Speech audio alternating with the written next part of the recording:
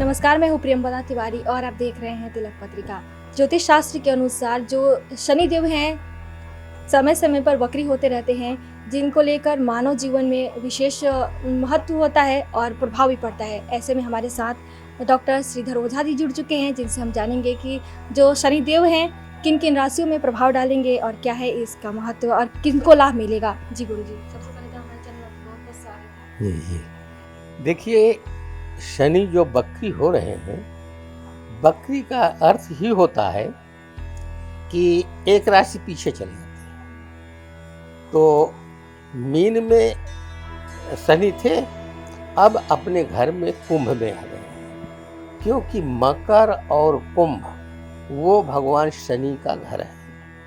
तो मकर कुंभ राशि वालों को कोई दुष्प्रभाव नहीं देंगे, लेकिन कर्क और वृश्चिक राशि पर इनका जो है धैर्य रहेगा।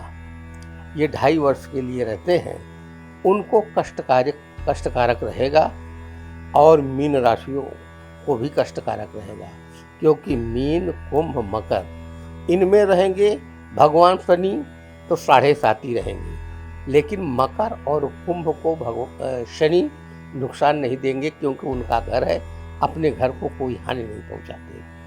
अब रह गया कर्क और वृश्चिक और ये मीन राशि वालों को लिए, इनके लिए सबसे सरल उपाय है कि ये लोग हनुमान जी की आराधना करें, हनुमान चालीसा का पाठ करें, और हो सके तो प्रत्येक शनिवार को किसी शनि की मूर्ति जहां हो तो कम से कम 100 ग्राम सरसों के तेल से उनको मध्यम धारा से भगवान शनि को स्नान करावें और मन में ओम सन शनैश्चराय नमः, ओम सन शनैश्चराय नमः इस मंत्र को जप करें।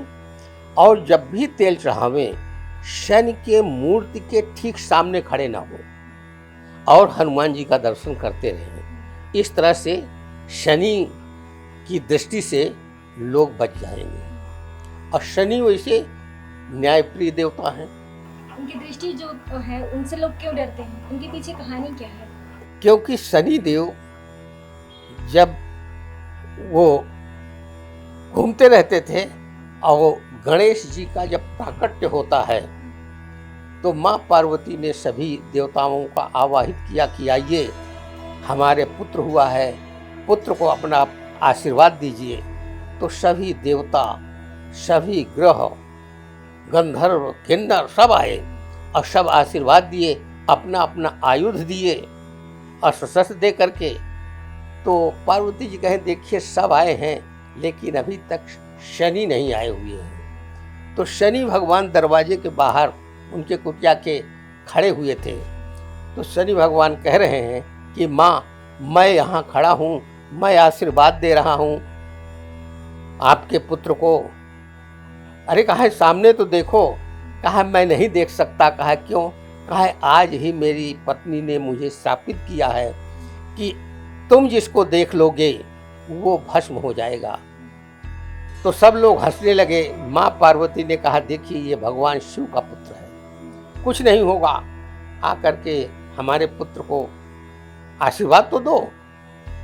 अम्मा ने केवल सर खोल दिया है गणेश जी का, भगवान शनि की दृष्टि पड़ी और मात्र दृष्टि मात्र से कहा माँ मैं आशीर्वाद दे करके जा रहा हूँ।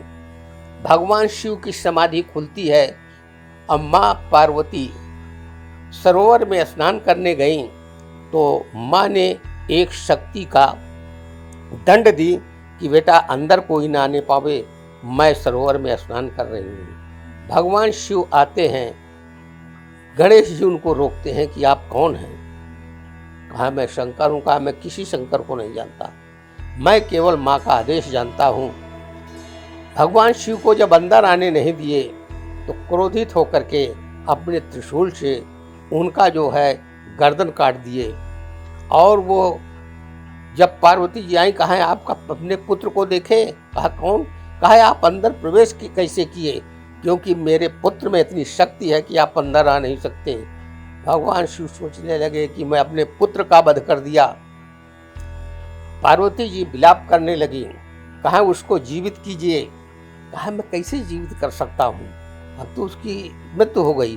कहा नहीं, जब सती ने अपना प्राण त्यागा था तो उनके पिता दक्ष का गर्दन जो है आपके गणों ने हवन कुंड में डाल दिया था। आप बकरे का सर लगा करके उनको जीवित किए थे उस युग में, तो मेरे पुत्र को भी जीवित कीजिए।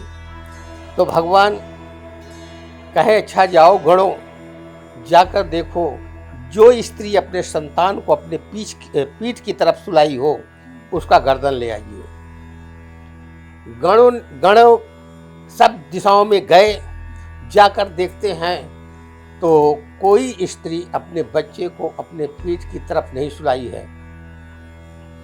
तो भगवान शिव कहते हैं जाओ किसी जीव का ले आओ। तो एक हस्तिनी, वो वृद्धावस्था थी और प्रसव वेदना से जो है वो बेहोश हो गई थी।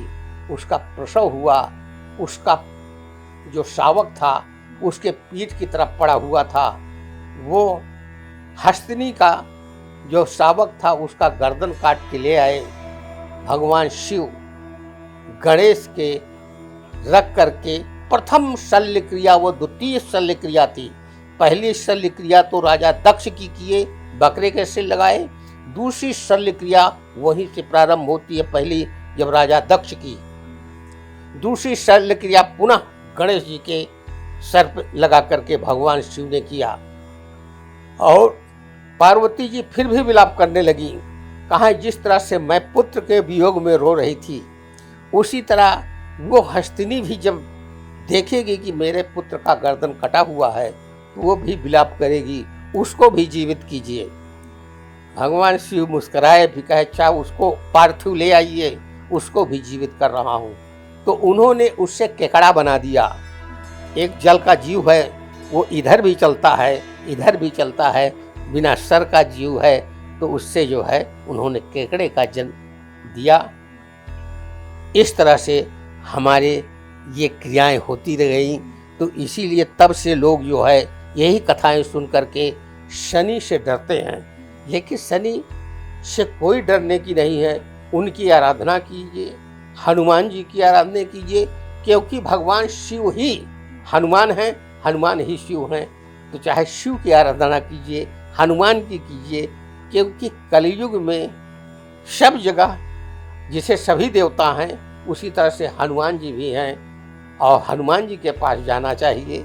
उससे शनि जो है अत्यंत प्रसन्न होते हैं।